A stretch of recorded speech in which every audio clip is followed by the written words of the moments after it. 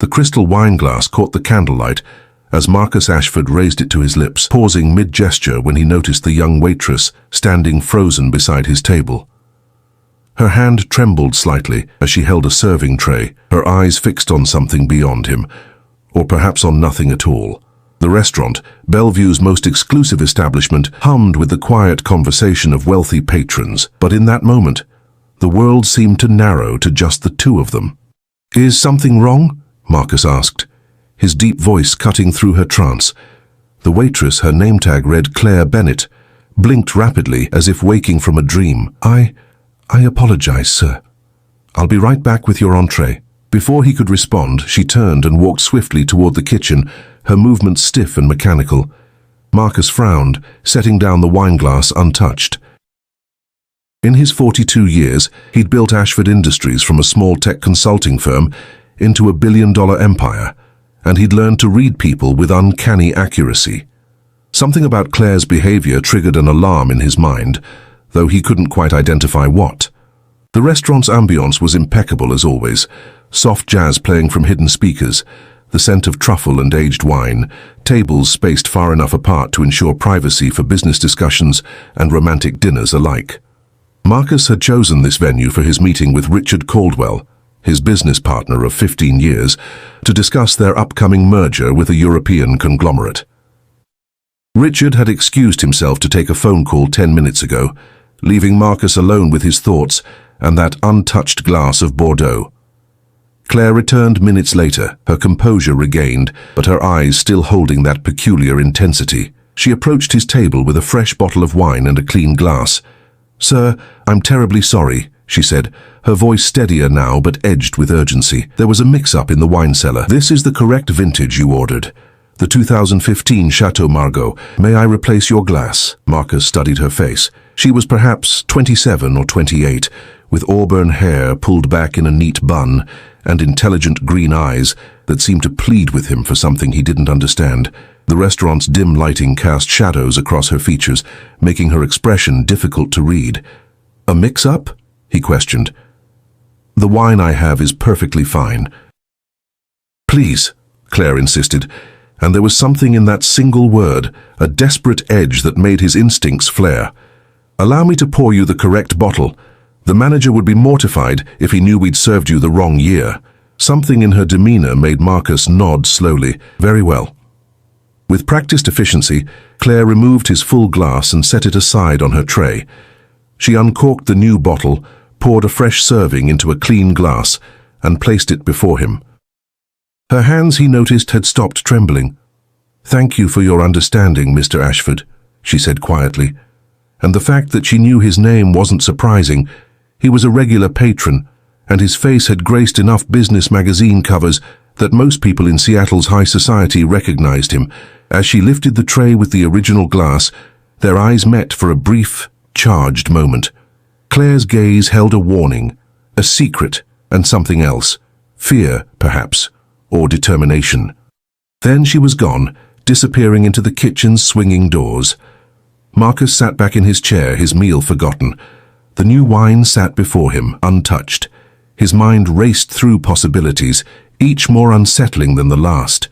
Had something been wrong with the first glass? Had Claire seen something he'd missed? Richard returned to the table, his face flushed from whatever conversation he'd been having. "Sorry about that, Marcus. My daughter's having issues at college again. You know how it is." He slid into his seat and reached for his own wine glass, taking a long drink. "So where were we? Ah, yes, the merger terms." But Marcus barely heard him. His attention was divided between his business partner and the kitchen doors, waiting for Claire to reappear. When she finally did, 15 minutes later, she avoided his gaze entirely, serving other tables with mechanical precision. The evening progressed, and Marcus found himself unable to concentrate on Richard's discussion of profit margins and market shares. Something monumental had happened at his table tonight, something he didn't yet understand, but knew in his bones was significant. When Richard excused himself to the restroom, Marcus made his decision. He caught Claire's eye and gestured for her to approach. "Yes, Mr. Ashford," she asked, her voice professionally neutral. "What was in that first glass?" he asked directly, keeping his voice low. Claire's face paled. I don't know what you— Don't insult my intelligence, Marcus interrupted, his tone gentle but firm. You switched my wine for a reason. What did you see? She glanced around nervously, ensuring no other staff members were within earshot. I can't discuss this here, she whispered. But please, Mr. Ashford, whatever you do, don't drink anything you didn't see poured directly from a sealed bottle. And, when she hesitated, be careful who you trust. Before he could press further, she hurried away to attend to another table. Marcus's heart pounded in his chest. Be careful who you trust. The words echoed in his mind as Richard returned, settling back into his seat with a satisfied smile. Everything all right? Richard asked, noticing Marcus's distracted expression. Fine, Marcus replied automatically, but his mind was elsewhere. He looked at his business partner, his friend of 15 years, the man who'd stood beside him through the company's darkest days and brightest triumphs, the man who'd toasted with him just an hour ago, whose own wine glass sat empty now after he'd drained it completely.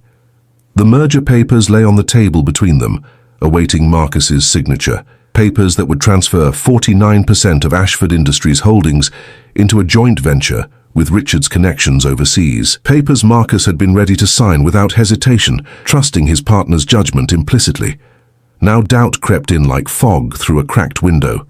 Richard, Marcus said slowly, tell me again about the European investors. Who exactly are they? Richard's smile faltered for just a fraction of a second, so brief that Marcus might have missed it if he hadn't been watching carefully. We've been over this, Marcus. The Steinberg Group. Solid reputation, excellent track record.